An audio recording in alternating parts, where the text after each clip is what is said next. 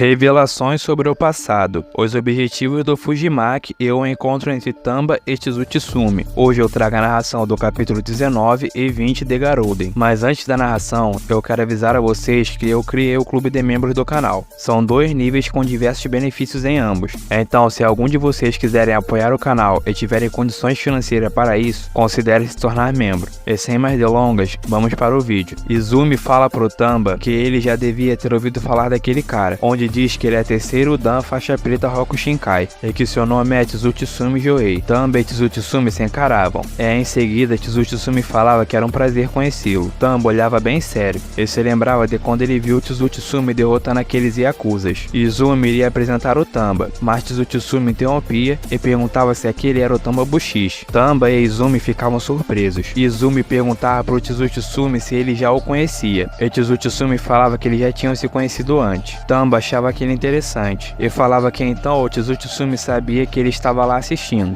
Tsutsumi diz que o Izumi tinha contado do Tamba para ele, das suas características faciais, corpo e como se movia. E empolgado, Tamba pergunta se o Izumi realmente tinha contado tudo, mas a história cortava para outro lugar, uma espécie de cemitério. Nele havia 2 homens e um deles estava com uma espada. Nisso vemos que um dos homens era o Himekawa, que estava bem concentrado. Himekawa falava pro cara da espada que ele não consegue se conter, onde podemos ver que de fato o cara estava bastante nervoso. O cara falava que vai atacar e Himekawa mandava ele mostrar o que conseguiu. O cara avança, carregava o golpe e o movimento acontecia, porém ele parava, onde vemos que o corte não aconteceu. Himekawa diz que ele ainda não está lá. O cara suava frio, ele estava muito nervoso. Himekawa dizia que ele pode chegar mais perto do que isso, mas o cara falava pro Himekawa que isso era perigoso. Himekawa falava que quer ver do que aquele cara é capaz, mas o cara falava que acha que nem sempre ele irá poder parar no momento certo e que um dia sua mão vai escorregar.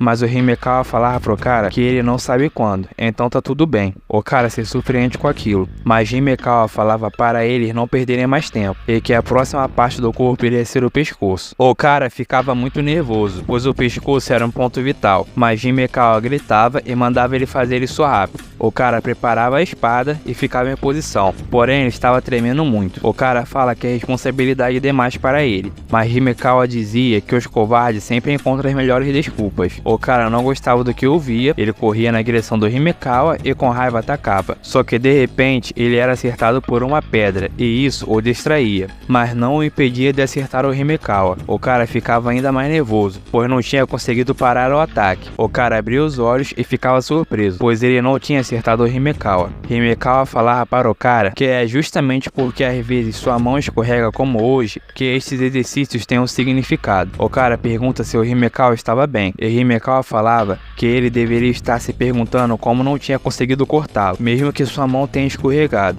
Himekawa falava que era simples, onde diz que ele ensinou para o cara que depois que você decide parar, a katana ainda percorre 10 centímetros. Portanto, tudo que eu tive que fazer foi desviar 10 centímetros. E encerrava dizendo que você precisa prestar atenção na velocidade da lâmina. É muito simples. O cara ficava impressionado. Ele dizia que o Himekawa conseguiu notar a velocidade de uma lâmina em 1/1000 de segundo. Himekawa falava que esta é a base do Budo, as 3 artes marciais. Depois disso, o Himekawa falava pro Kato que parece que eles têm um convidado. Kato olhava para as árvores e dizia que vai ver quem está à espreita e vai andando até lá. Porém, ele se virava e sorrindo falava que ele iria voltar. Kato continuou andando. Himekawa aguardava atentamente, até que ele ouviu um grito. Himekawa ficava olhando, esperando alguém aparecer, e aos poucos alguém ia se aproximando. Esse alguém estava segurando o Kato e a sua katana. E vemos que esse alguém era o Fuzimaki. Himekawa olhava bem tranquilo. Fuzimaki jogava o Kato e a sua katana na direção do Himekawa. Himekawa lamentava pelo Kato. Já Fuzimaki falava do convite que o Himekawa fez para ele. Ele dizia que não pode aceitar participar do torneio.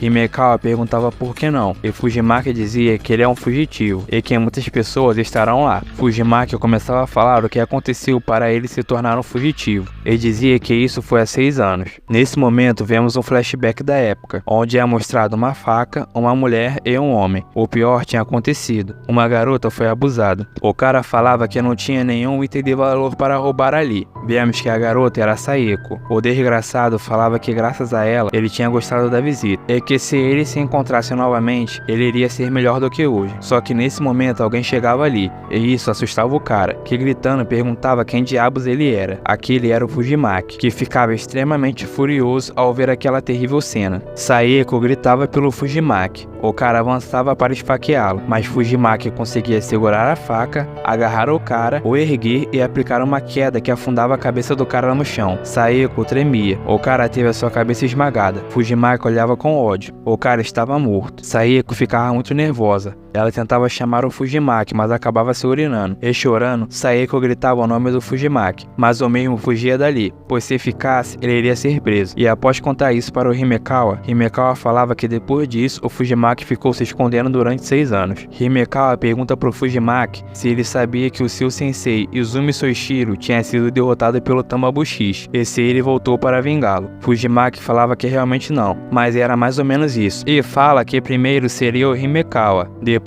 o Matsu Shozan e por fim o Tambabushi. Fujimaki fala que ele irá derrotar os 3. Himekawa perguntava se após isso ele iria se entregar à polícia, e Fujimaki falava que sim, onde dizia que não importa quantos anos ele tenha, se ele se lembrar do rosto do Himekawa espancado e coberto de sangue, ele ficará satisfeito. Fujimaki e Himekawa começavam a se mexer. Eles iriam lutar ali mesmo. Eles iam se aproximando aos poucos, até que Fujimaki avança e atacava com um poderoso soco, mas Himekawa se esquivava e isso fazia o Fujimaki acertar uma pequena árvore e partir ao meio. Himekawa falava que o Fujimaki se recuperou muito rápido da sua luta com o Tamba. Em seguida, Himekawa falava para eles resolverem isso antes que alguém venha incomodá-los. Fujimaki e Himekawa se encaravam. Fujimaki se movia, pegava um pedaço de galho e batia ele no Himekawa. Fujimaki aproveitava a distração e encurtava a distância, atacando com um soco, mas Himekawa reagia a tempo e bloqueava o soco. Fujimaki golpeava com um chute lateral, mas Himekawa bloqueava com a canela. Fujimaki se empolgava e golpeava. Himekawa se esquiva, Fujimaki emenda o soco, mas Himekawa girava sua cabeça e desviava do ataque, e ao mesmo tempo golpeava o Fujimaki com os dedos. Fujimaki e Himekawa trocavam diversos golpes. A luta estava equilibrada, ambos se afastavam.